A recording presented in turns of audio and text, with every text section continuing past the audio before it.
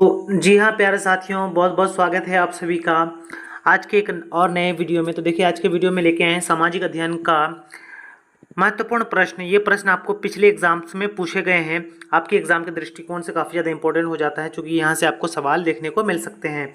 तो देखिए, पहला सवाल क्या है, केंद्रीय मत्स्यिकी शिक्षा संस्थान कहाँ स्थित है? कटक, कोलकाता, मुंबई या जामनगर? तो आप लोग बताएंगे क्या इसका सही आंसर हो जाएगा। तो केंद्रीय मत्स्यिकी शिक्षा संस्थान कहाँ है? मुंबई में है। ये ऑप्शन सी इसका बिल्कुल करेक्ट आंसर हो जाएगा। केंद्रीय मत्स्यिकी शिक्षा संस्थान किसके अंतर्गत आता है? तो यह आता ICAR के अंतर्गत आता है। ठीक है, Indian council for agriculture research के अंतर्गत केंद्रीय मत्स्यिकी शिक्षा संस्थान आता है, ध्यान रखेंगे। आगे बढ़ते हैं। दूसरा सवाल है, विश्व में सबसे अधिक वर्षा किस स्थान पर होती है? गुवाहाटी, चेरापूंजी, सिलचर या मासिनराम? तो देखिए, आप लोगों को भी पता होगा बिल्कुल कि विश्व में सबसे अधिक वर्षा कहाँ होती है, तो मासिनराम में होती है। ऑप्शन डी बिल्कुल इसका सही आंसर हो जाएगा। मासिनराम कहाँ है? तो मेघालय राज्य में है।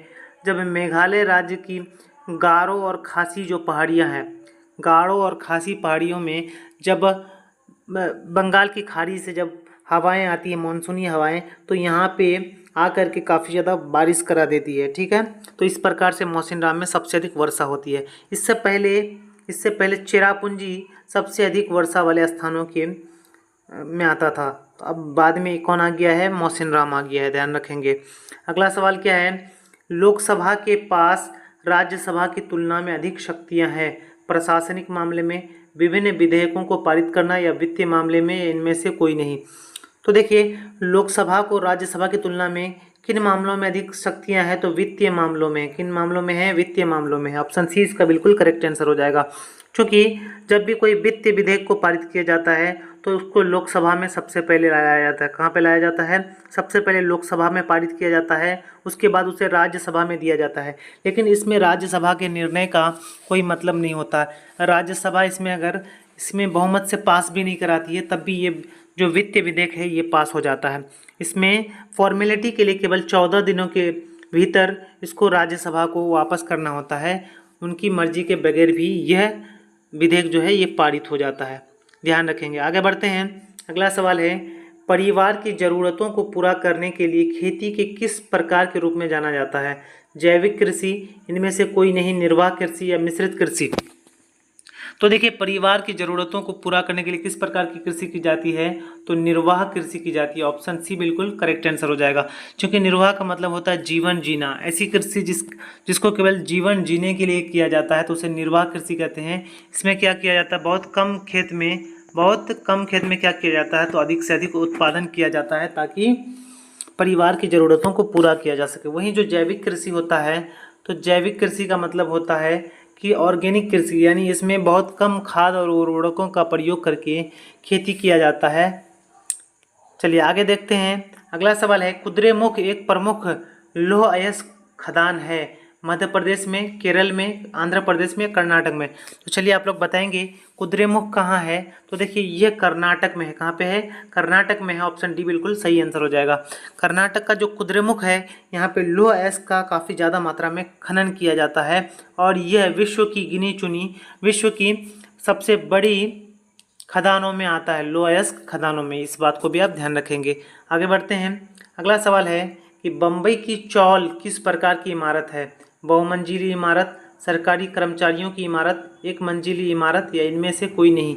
तो देखिए, बम्बई की जो चौल इमारत है यह अधिकतम कितने मंजिलों की होती है? तो 4 मंजिलों की होती है। ठीक है, ना ही एक मंजिल की होती है, ना ही सरकारी कर्मचारियों की इमारत है, बल्कि यह बहुमंजिली इमारत है। कैसी इमारत है? बहुमंजिली इमारत है। ऑप्शन ए बिल्कुल इसका सही आंसर हो जाएगा। चलिए आगे देख लेते हैं। अगला सवाल है, किसने जालियांवाला बाग हत्याकांड के विरोध में अपना सर नाइट का खिताब वापस करने की घोषणा की? तो देखिए, आप लोगों को भी पता होगा कि 13 अप्रैल 1919 ईस्वी को अमृतसर के जालियांवाला बाग में क्या हुआ था 1919 में? तो यहाँ पे रॉलेट एक्ट कानून के विरोध में एक सभा का आयोजन किया गया था, और इसी सभा में अंग्रेजी अधिकारियों के द्वारा भारत के बहुत सारे लोगों को, निहत्थे लोगों को, बिना किसी कसूरवार लोगों को गोलियां बरसाई गई थी, और इनमें बहुत सारे लोग, हजारों की संख्या में लोग मारे गए थे। तो इसी घटना को जालियांवाला बाग हत्याकांड के नाम से जाना जाता है। और इसी घटना के बाद रविंद्रनाथ टैगोर ने, किसने, गुरु रविंद्रनाथ टैगोर ने क्या किया था, तो अपने सर नाइट की उपाधि को त्याग दिया था इसी के विरोध में। ध्यान रखेंगे किसने त्यागा था, तो रविंद्रनाथ टैगोर ने। ठीक है, आगे देख लेते हैं। अगला सवाल है कि पृथ्वी पर के नदी, पहाड़, समुद्र को प्रदर्शित करने वाले मानचित्र कहलाते हैं। भौतिक मानचित्र, परंपरागत मानचित्र, या इनमें से कोई नहीं, या राजनीतिक मानचित्र। तो देखिएगा, ऐसा मानचित्र जिनमें नदी, पहाड़ और पठार को दर्शाया जाता है, इसे भौतिक मानचित्र कहते हैं। बिल्कुल ऑप्शन ए इसका सही आंसर हो जाएगा, भौतिक मानचित्र हो जाएगा। चलिए आगे बढ़ते हैं। अगला सवाल है कि जब प्रथम विश्व युद्ध शुरू हुआ तो निम्न में से कौन अमेरिका का राष्ट्रपति था? William Henry Harrison, Woodrow Wilson, Warren G Harding या हर्बर्ट हूवर? तो देखिए 1914 से लेकर के 1918 ईस्वी तक, 1914 से लेकर के 1918 ईस्वी तक क्या चला था, तो प्रथम विश्व युद्ध चला था। और इस विश्व युद्ध के दौरान अमेरिका के राष्ट्रपति कौन थे, तो वुड्रो विल्सन थे। ऑप्शन बी बिल्कुल यहाँ पे सही आंसर हो जाएगा। ठीक है, वहीं अगर आपको पूछ ले कि यहाँ पे जो है प्रथम विश्व युद्ध में किसका पराजय हुआ था, आप लोग कमेंट बॉक्स में बता देंगे कि प्रथम विश्व युद्ध में किनकी पराजय हुई थी। चलिए आगे बढ़ते हैं। अगला सवाल है कि उच्च सदन है लोकसभा, राज्यसभा, विधानसभा या उपरोक्त सभी? तो देखिए उच्च सदन किन्हें कहा जाता है, तो राज्यसभा को उच्च सदन कहा जाता है। बिल्कुल ऑप्शन बी यहाँ पे करेक्ट आंसर हो जाएगा, राज्यसभा हो जाएगा। वहीं अगर विधानसभा, तो क्या इसको क्या कहा जाता है, विधानसभा को इसको निम्न सदन कहा जाता है। ठीक है, विधानसभा को निम्न सदन कहा जाता है। अगर आपको बात करें कि लोकसभा के सदस्य होने के लिए न्यूनतम आयु कितनी चाहिए, तो 25 वर्ष चाहिए। कितना चाहिए, 25 वर्ष लोकसभा के सदस्य बनने के लिए। ठीक है, वहीं राज्यसभा के सदस्य निर्वाचित होने के लिए कितना चाहिए, तो 30 वर्ष का उम्र चाहिए। इस बात को भी आप लोग ध्यान रखेंगे। तो चलिए अगले सवाल को देख लेते हैं। क्या है कि समवर्ती सूची का प्रावधान किस देश से लिया गया है? पेरू, दक्षिण अफ्रीका, ऑस्ट्रेलिया या कनाडा? तो देखिएगा समवर्ती जो सूची है ये ऑस्ट्रेलिया से लिया गया। कहाँ से लिया गया है, ऑस्ट्रेलिया। बिल्कुल ऑप्शन सी यहाँ पे सही आंसर हो जाएगा। देखिए यहाँ पे भारत में जो शक्तियों का विभाजन किया गया है, तीन स्तरों पर किया गया। कितने स्तरों पर, 3 स्तरों पर। एक होता है संघ सूची, क्या होता है, संघ सूची। और दूसरा क्या होता है, तो राज्य सूची। और तीसरा क्या होता है, तो समवर्ती सूची होता है। क्या होता है, समवर्ती सूची। तो राज्य संघ सूची होता है, इसमें संघ सरकार यानी केंद्र सरकार के पास जितनी भी शक्तियां होती है वो संघ सूची के अंतर्गत आती है। राज्य सरकार के पास जितनी भी शक्तियां होती है वो राज्य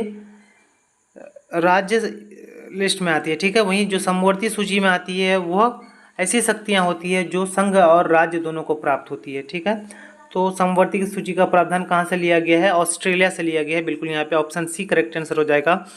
वहीं दक्षिण अफ्रीका जो है यहाँ से संविधान संशोधन की प्रक्रिया को लिया गया है। दक्षिण अफ्रीका से क्या लिया गया है, तो संविधान संशोधन की प्रक्रिया को लिया गया है। चलिए आगे देख लेते हैं। बिहार का सर्वाधिक वर्षा वाला जिला कौन सा है? ऑप्शन देखिएगा, भागलपुर, पटना, बांका या किशनगंज। तो देखिए बिहार में सबसे अधिक वर्षा किस जिले में होती है, तो किशनगंज जिले में होती है। बिल्कुल यहाँ पर डी ऑप्शन सही हो जाएगा। तो देखिए अगर सबसे कम वर्षा वाला पूछ लेगा तो क्या हो जाएगा, औरंगाबाद हो जाएगा। कौन सा हो जाएगा, औरंगाबाद। यहाँ पे सबसे कम वर्षा होती है बिहार में, और सबसे अधिक वर्षा कहाँ होती है, किशनगंज में होती है। इस बात को आप ध्यान रखेंगे। चलिए आगे बढ़ते हैं। अगला सवाल है, दिए गए भारत के किस राज्य में न्यूनतम जनसंख्या घनत्व है? सबसे कम जनसंख्या घनत्व भारत के किस राज्य में पूछा है, तो इसका सही आंसर अरुणाचल प्रदेश हो जाएगा। ठीक है, ऑप्शन ए बिल्कुल यहाँ पे सही आंसर हो जाएगा। अरुणाचल प्रदेश की जो जनसंख्या घनत्व है वो है 17 व्यक्ति प्रति वर्ग किलोमीटर, जो कि सबसे ज़्यादा कम है। वहीं अगर आपको पूछ ले कि बिहार का जनसंख्या घनत्व कितना है, तो बिहार का जनसंख्या घनत्व 1106 है 2011 के जनगणना अनुसार, यानी काफ़ी ज़्यादा जनसंख्या घनत्व बिहार में पाया जाता है।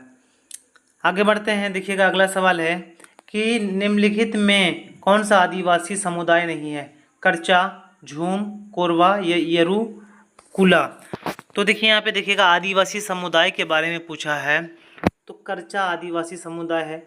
यहाँ पे बी नंबर में जो झूम है, तो झूम कोई आदिवासी समुदाय नहीं है। ये क्या है, तो झूम एक प्रकार का कृषि है। ठीक है, झूम कृषि में क्या किया जाता है कि विभिन्न स्थानों में क्या किया जाता है, तो जंगलों को जला करके उन्हीं पर खेती किया जाता है। तो इस प्रकार के कृषि को क्या कहते हैं, झूम कृषि कहते हैं। इसे धन और कीर्तन कृषि भी कहा जाता है। तो झूम एक प्रकार का कृषि हो जाएगा, यह आदिवासी समुदाय नहीं होगा। बिल्कुल बी ऑप्शन यहाँ सही हो जाएगा। कोरवा, यरू, कुला और करचा ये आदिवासी समुदाय हैं। चलिए आगे देख लेते हैं। अगला सवाल है, सामाजिक विभेद की उत्पत्ति का प्रधान कारण क्या है? यानी समाज में जो विभेद उत्पन्न होता है उसका कारण क्या है? तो देखिए सबसे पहला इसका कारण क्या है, जन्म है। क्या है? जन्म इसका पहला कारण है। क्योंकि जो लोग अच्छे घर में, अच्छे परिवार में जन्म लेते हैं और कुछ लोग हैं जो निम्न परिवार में जन्म लेते हैं, तो इस प्रकार से इन दोनों परिवारों के बीच क्या हो जाता है, तो विभेद उत्पन्न हो जाता है। यानी विभेद का जो प्रधान कारण है वो जन्म ही है। ठीक है, चलिए आगे देख लेते हैं। अगला सवाल है, संयुक्त राष्ट्र के किस अंग ने 1994 ईस्वी से अपने संचालन को निलंबित कर दिया? ट्रस्टीशिप काउंसिल या international court of justice, economic and social council या सेक्रेटरिएट? तो देखिएगा यहाँ पे संयुक्त राष्ट्र के किस अंग ने, तो देखिए ट्रस्टीशिप काउंसिल ने। किसने किया था? ऑप्शन ये बिल्कुल यहाँ पे सही आंसर हो जाएगा। आगे बढ़ते हैं। अगला सवाल 107 नंबर में कि इंग्लैंड में स्टाम्प एक्ट किस वर्ष पारित हुआ था? 1767, 1766, 1765 या 1765? देखिए दोनों ही ऑप्शन में 1765 दिया गया। बिल्कुल यहाँ पे सही आंसर हो जाएगा, 1765 हो जाएगा। चाहे आप ऑप्शन सी लीजिए या डी लीजिए। तो देखिए स्टाम्प एक्ट क्या था, तो यहाँ पे यह ब्रिटेन में लागू किया गया था। और इसमें क्या था कि वहाँ पर रहने वाले जो लोग थे, जो उपनिवेश थे, उन लोगों पर कर यानी टैक्स की मात्रा बढ़ा दिया गया था। स्टाम्प के तौर पर उनसे टैक्स लिया जा रहा था। ये कब लागू किया गया था? तो 1765 ईस्वी में, ध्यान रखेंगे। अगला सवाल है, सर्वोत्तम कोयले का प्रकार कौन सा है? लिग्नाइट, बिटुमिनस, पीट या एंथ्रासाइट? तो देखिए सबसे अच्छा कोयला किसे माना जाता है? बिल्कुल एंथ्रासाइट को माना जाता है। ऑप्शन डी यहाँ पे करेक्ट आंसर हो जाएगा। कोयले 4 प्रकार के होते हैं। पहला होता है एंथ्रासाइट, दूसरा होता है बिटुमिनस, तीसरा लिग्नाइट और पीट। पीट जो होता है ये सबसे घटिया कोयला होता है। पीट क्या होता है? सबसे घटिया कोयला होता है। वहीं भारत में किस प्रकार की सबसे ज़्यादा कोयला पाई जाती है? तो भारत में बिटुमिनस कोयला सबसे अधिक मात्रा में पाई जाती है। भारत का जो गोंडवाना क्षेत्र है यहाँ पे सबसे अधिक कोयले का उत्पादन होता है। अगला सवाल देख लीजिएगा, यहाँ पे क्या है कि पारादीप पत्तन किस राज्य में है? उड़ीसा, आंध्र प्रदेश, पश्चिम बंगाल या तमिलनाडु? तो बिल्कुल पारादीप जो है वो कहाँ है? तो उड़ीसा में है। ऑप्शन ए यहाँ पे बिल्कुल सही आंसर हो जाएगा। भारत में कुल 13 बड़े पत्तन है। पत्तन का मतलब होता है बंदरगाह। ठीक है, उड़ीसा जो है, उड़ीसा में पारादीप है। वहीं आंध्र प्रदेश में क्या क्या है? तो आंध्र प्रदेश में विशाखापट्टनम है। क्या है? विशाखापट्टनम है। पश्चिम बंगाल में कांडला, कौन सा है? सॉरी कांडला नहीं, पश्चिम बंगाल में क्या है? तो पश्चिम बंगाल में हल्दिया। कौन सा बंदरगाह है? हल्दिया बंदरगाह जो है वो पश्चिम बंगाल में। वहीं तमिलनाडु में 3 बड़े बंदरगाह हैं। एक है तूतीकोरिन, एक है चेन्नई और एक है कौन सा? तो तूतीकोरिन, चेन्नई और एक बंदरगाह है। ठीक है, अगला सवाल देख लेते हैं। क्षेत्रवाद की भावना का एक कुपरिणाम है अपने क्षेत्र से लगाव, राष्ट्रीय एकता, राष्ट्रहित या अलगाववाद? तो देखिए क्षेत्रवाद की भावना का कुपरिणाम क्या है? तो अलगाववाद है। ऑप्शन डी यहाँ पे बिल्कुल सही आंसर हो जाएगा। तो देखिए आज के इस वीडियो में हम लोगों ने कुल 20 इंपॉर्टेंट क्वेश्चंस को देखा जो आपके प्रीवियस एग्जाम में पूछे गए हैं। इसी तरह के क्वेश्चंस आपको देखने को मिलते हैं। तो आपकी तैयारी कैसी हुई आप लोग कमेंट बॉक्स में ज़रूर बताएंगे। और आप लोग तैयारी करना छोड़ दिए हैं या कर रहे हैं, चूँकि आप एग्ज़ाम का काफ़ी ज़्यादा दबाव में है, टेंशन में है कि एग्ज़ाम आपका कब होने वाला है, चूँकि इसका डेट अभी तक अनाउंस नहीं हुआ है। तो बिल्कुल आप लोग घबराएं नहीं, एग्ज़ाम का डेट जो है वो बहुत जल्द अनाउंस कर दिया जाएगा। आप लोग अपनी तैयारी को बरकरार रखें। तो चलिए फिर मिलते हैं अगले वीडियो में, तब तक के लिए जय हिंद, जय भारत।